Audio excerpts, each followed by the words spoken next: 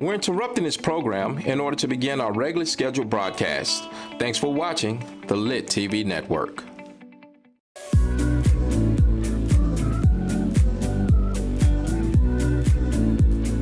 Hey. Good morning, good evening, good afternoon. Sometimes it rains, sometimes it snows, sometimes the sun shines. We got a new day going on. But anyway, here I have John Wyche with me, John, and then Twyla's with me, and Alana. The two young ladies have been with me throughout the last 2 or 3 weeks.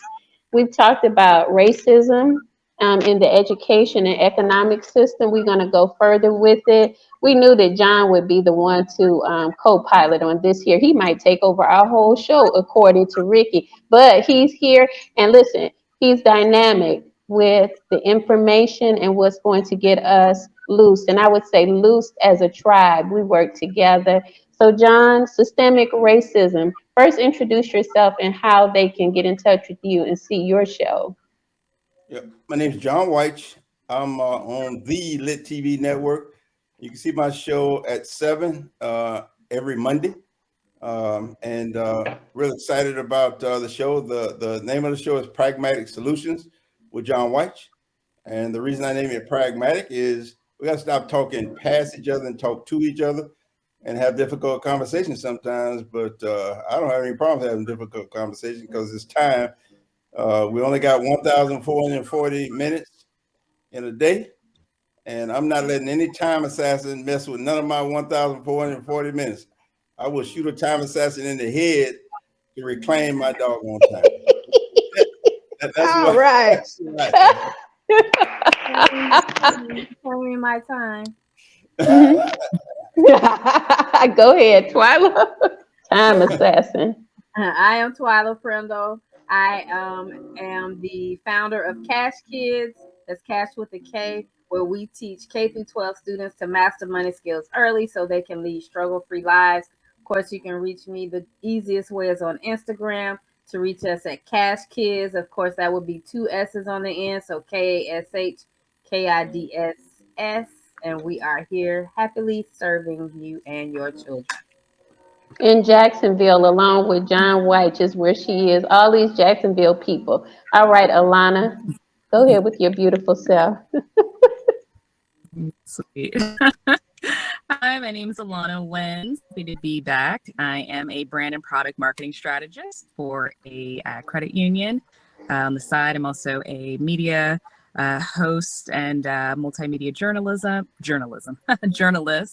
The best way to reach me is on Instagram at the number 2, the letter N, WINNS. So that's 2 N's wins. And then you can also reach me by email at alana.wins@gmail.com. And I'm happy to be here. All right. Wonderful to have you all here.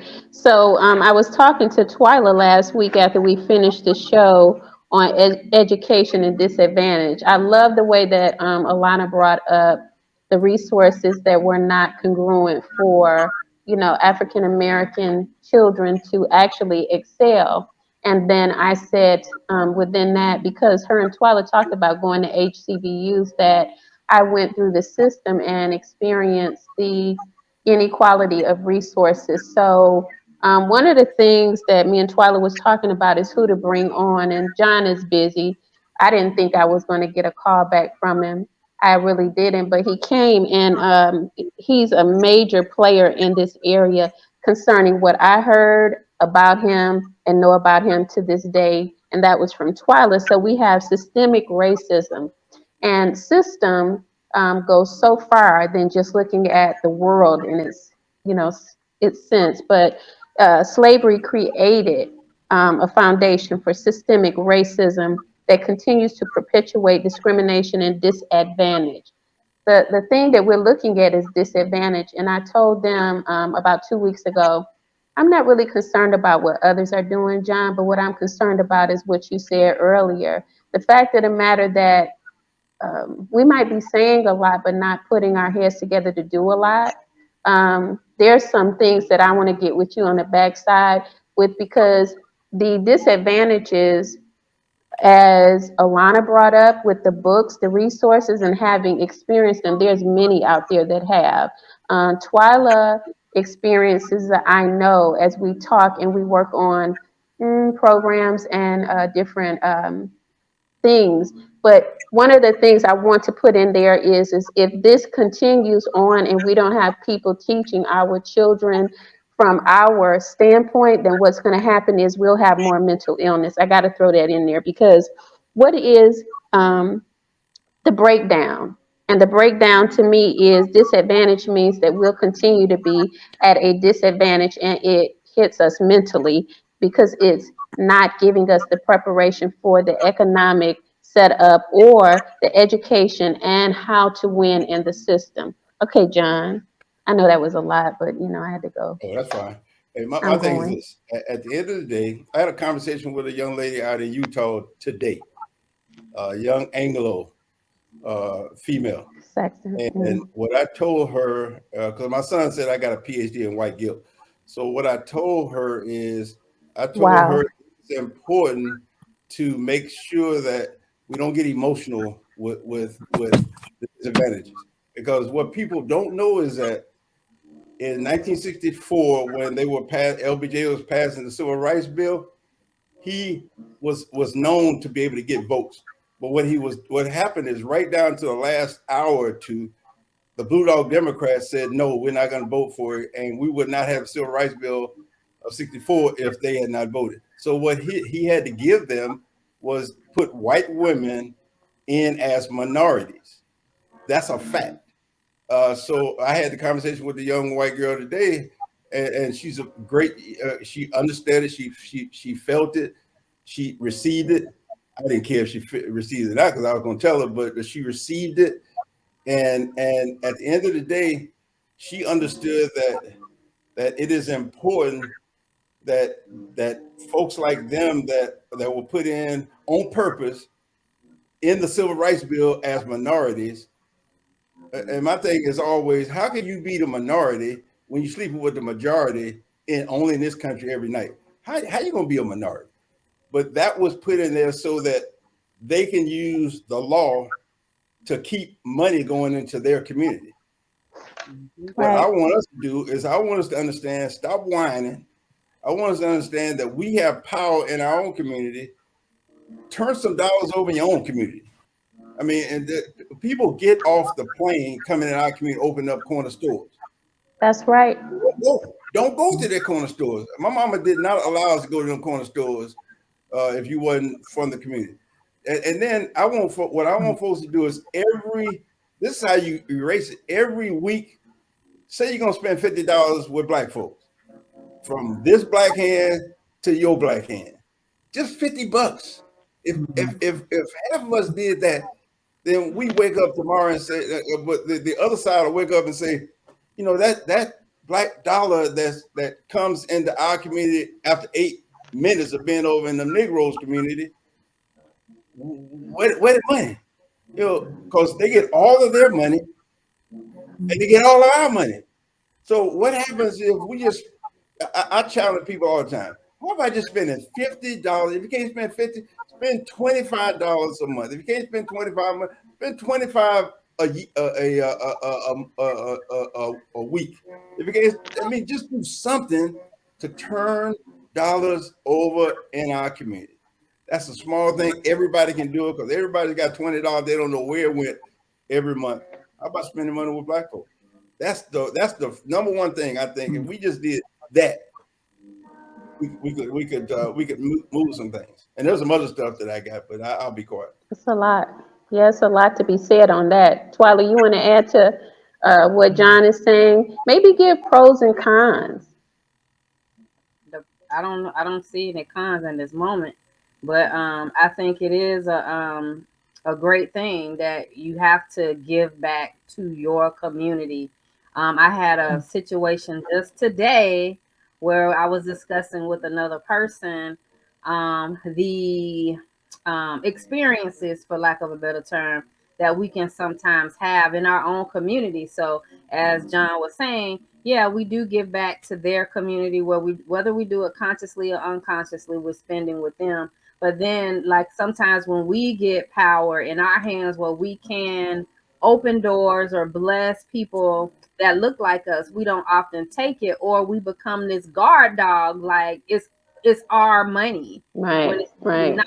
And so that's so unfortunate, because I was just saying today, dang, I got to get it from them and I got to get it from my own people too. That's what Like, I'm saying. Right great. there. So I was like, at what point and how do you get that way where you feel like you own these people's money? Mhm. And not that everybody is supposed to be the same, but I feel like every opportunity I get, if I feel like I can open a door for one of us or someone that looks like me, I'm gonna do it. I don't believe there's any scarcity or anything like that. I think it's enough for all of us. Yeah, I can think of different situations where I've brought people in and maybe I did get a little bit less, but who cares? I mean, that's still opening a door for others. So I don't get that, why a lot of times we don't come together, or why some of us are guard dogs. Like, I know, John, remember we were talking to Tracy's husband when we were at breakfast, and he was telling us the story of how when he goes to the bank, and how sometimes, and he's a Caucasian male, and he was talking about how he's aware of the oppression, or aware of some of the situations that we encounter, but saying the same thing, how sometimes you have people in place that are guard dogs, like our own people. So like he was just talking about how he would go to the bank and he would notice like they were very free with him. Okay, yeah, do your transactions. But then when one of us come in, they're very harsh. Let me see your ID, just making sure we're legit, for lack of a better term, with our own people. So he brought that out, and I was like, dang, he's so right, because I've experienced it many times. But it's just so unfortunate, and I just really don't know the answer to that. So. Alana, Mhm. good job. That's the pros and cons that I was looking at, and I'll go to that when she's done. Alana. Yeah, I was just going to piggyback off of Twyla because I think she tapped on something that's really important to this conversation, which is that scarcity mindset. I Mm-hmm. even sometimes encounter that in the workplace when it comes to opportunities where perhaps, one Black person can open the door for another Black person, or, advocate for them in spaces where, um, they may not know that they're being advocated for. Sometimes that doesn't always happen. There is sometimes where, we unfortunately that crab in a barrel Farrell. mentality does Mm-hmm. take place, and it's really unfortunate. But I say that to say there is something.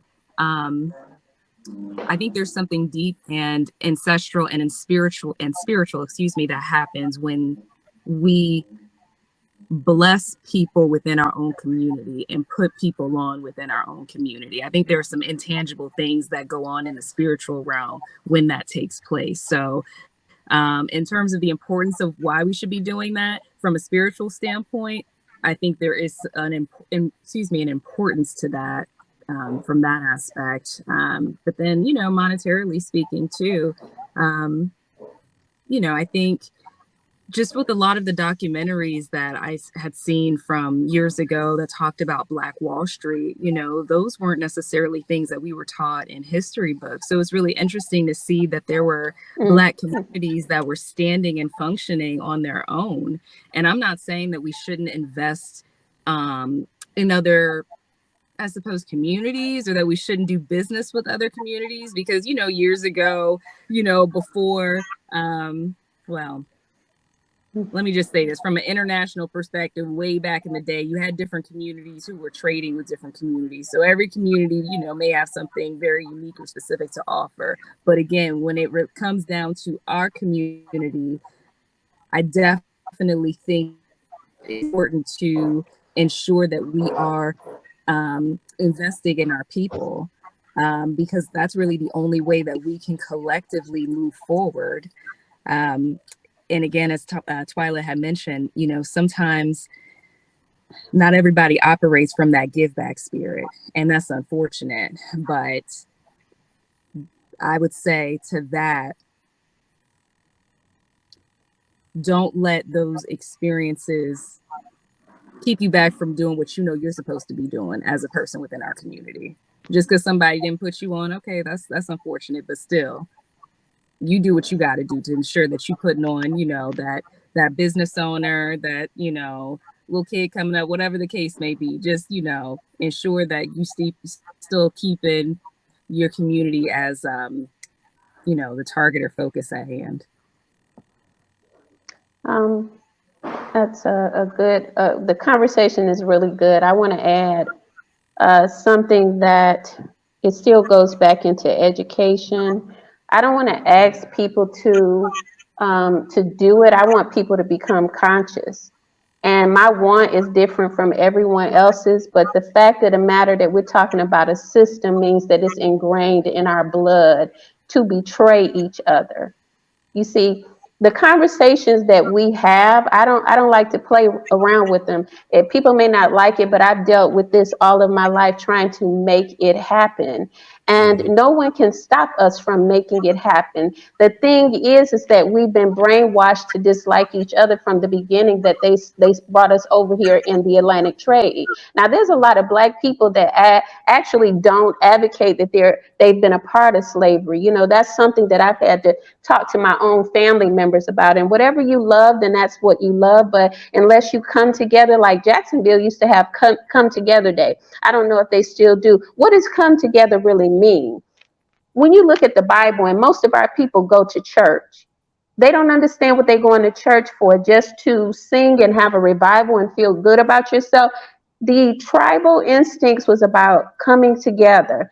12 disciples, 12 tribes are in the Bible. If we do not create tribes within ourselves and communities just because of us, then our children will never survive in the teachings that they had. Because only I can teach you what you need to know. That means that you need to not drive fast out there because you are racial profiled, right? It ain't being afraid. It's like this here. Follow the structure. And as you follow the structure of the land, then you will be blessed. Now, that's a biblical term.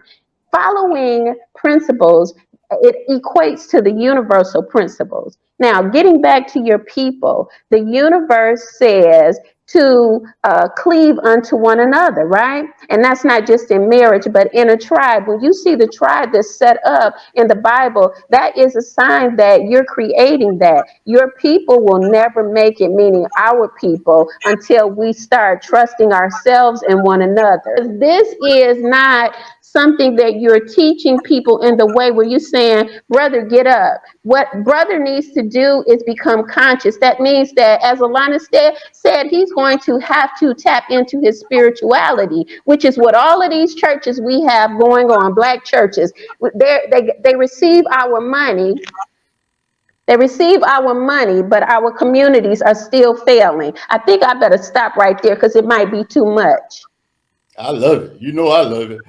My thing with they receive our money, but we got people poor. And come on, John. I agree. And my thing Y'all need to come on. Malachi 3. Go ahead, John. I'm sorry. No, I'm sorry. It's your show, but I love this doggone conversation. But you coming back? My name is on the cornerstone of one of the oldest churches in Florida. And my daddy still taught me to read the Bible for myself.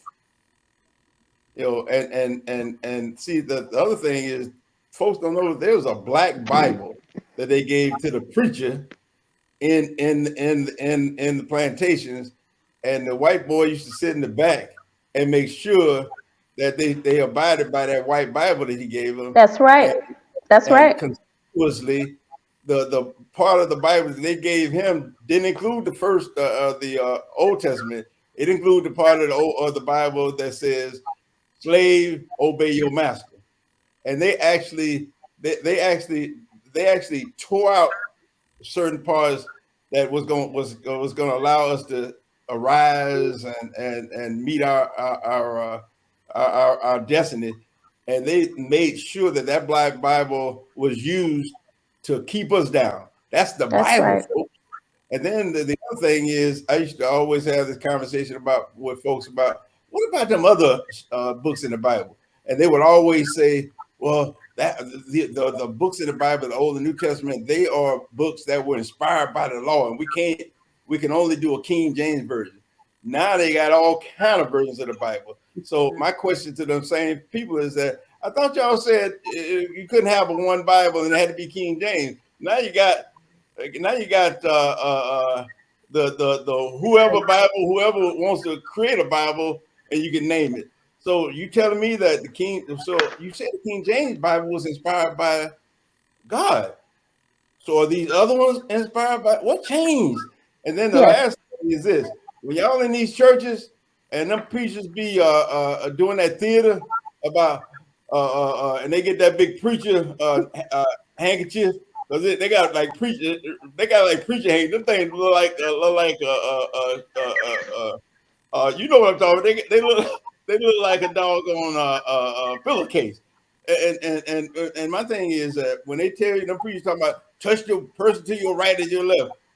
If you see me in church, don't be touching me, because I didn't come here to be touched by you. I came here to get the word. Don't even look at me.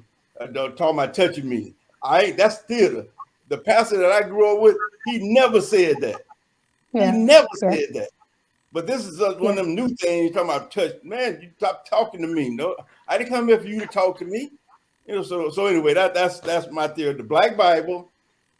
We've got to understand that, and if you look around Black churches historically, the communities around these Black churches are the poorest places in the doggone community.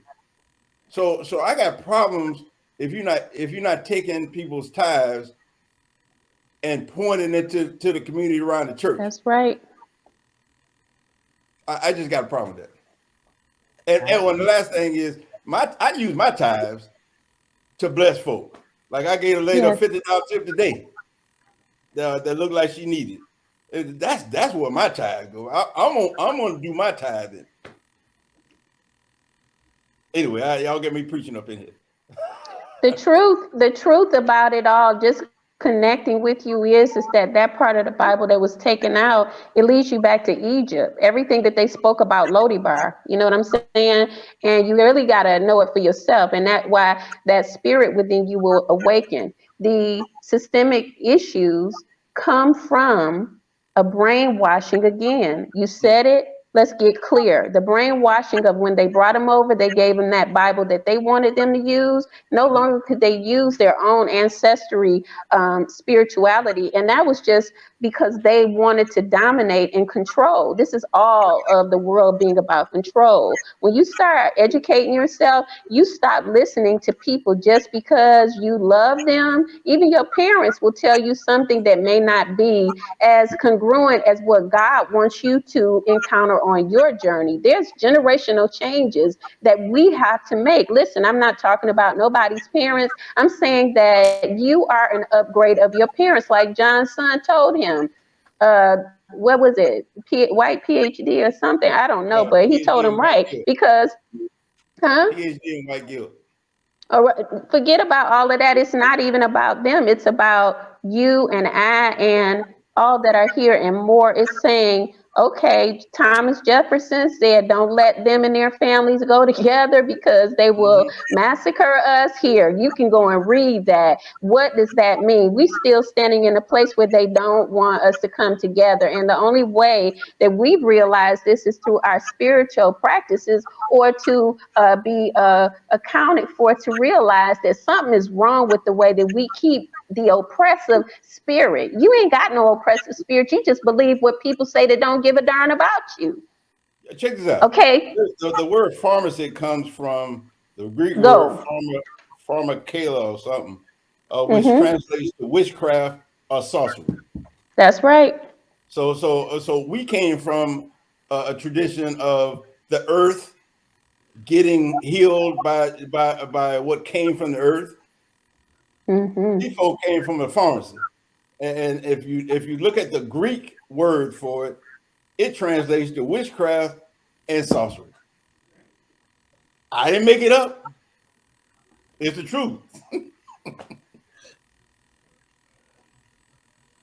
We better start listening to our grandmama. My mama thought black draw was the best thing.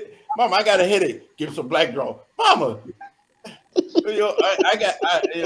garlic. You like garlic. You like vegetables. Our bodies were made for that.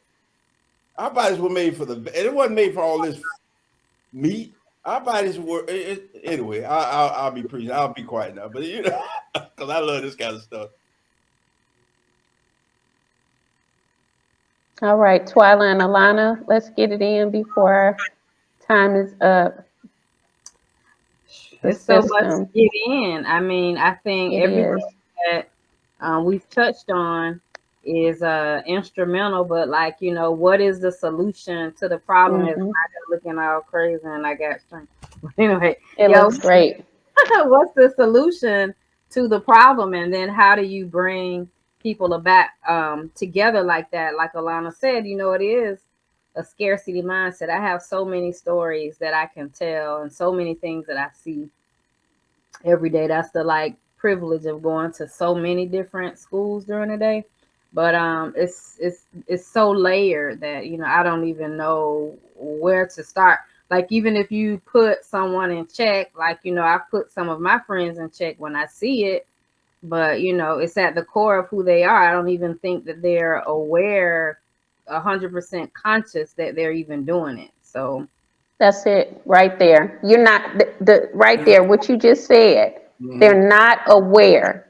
And it doesn't mean that you're putting someone down. It's like becoming aware means that you're going to go on a journey of awareness. Unawareness, a lot of people would be upset when they watch this and say they don't know what they're talking about. Then some will say, I feel that, And so that means that you're keying into your awareness. There was a time in the day when I could give less.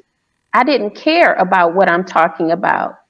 But there was a day when I began to wake up to what I care about right now. And that is, you can tell me that I'm something.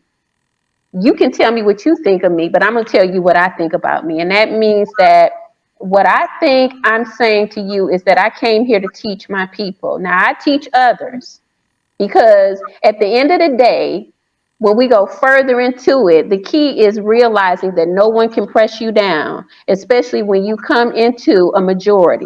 We are only minorities because we sit in a minor position. Once we rise up together, they will say majority. But I'm going to tell you something, baby. I like minority because I would not know the things that I do if I had to follow the majority of masses. I wouldn't have known. Sitting alone by myself, studying, it pays off. Why? Because I have the answers to mental health.